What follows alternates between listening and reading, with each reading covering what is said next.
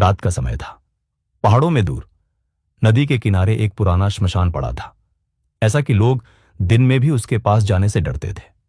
गांव वाले अक्सर कहते थे, वहां रात को एक काला साया घूमता है। अगर किसी जिंदा इंसान पर उसकी नजर पड़ जाए तो वो उसे अपने साथ ले जाता है। इसी गांव में बाबा नीम करौली के एक भक्त रहते थे, मोहन। दिल से नेक, पर जिद्दी थोड़ा जरूर थे। उस रात उन्हें अपने पिता की अस्थियां लेने श्मशान जाना ही था।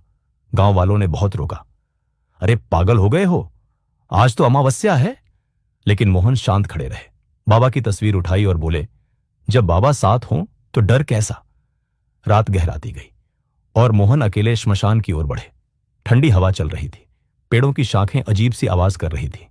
अचानक उन्हें महसूस हुआ जैसे कोई उनके पीछे चल रहा हो। उन्होंने धीरे से मुड़कर देखा, एक लंबी काली परछाई जो बहुत धीरे धीरे उनकी तरफ बढ़ रही थी। मोहन का दिल तेज धड़कने लगा, पैर कांप गए। लेकिन उन्होंने बाबा को याद किया, जय बाबा नीम करौली, जय हनुमान। और जैसे ही ये नाम उनके होठों पर आया, वो काला साया अचानक रुक गया, जैसे उसे किसी ने पकड़ लिया हो।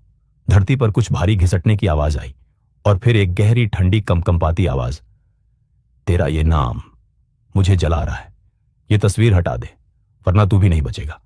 मोहन डर तो गए, पर उनका विश्वास नहीं टूटा। उन्होंने बाबा की तस्वीर और कसकर पकड़ी और जोर से बोले, मेरे बाबा साथ हैं, तू मेरा कुछ नहीं कर सकता। और उसी पल चमत्कार हो गया। श्मशान की राख अचानक चमक उठी, जैसे कोई अदृश्य शक्ति उतर आई हो।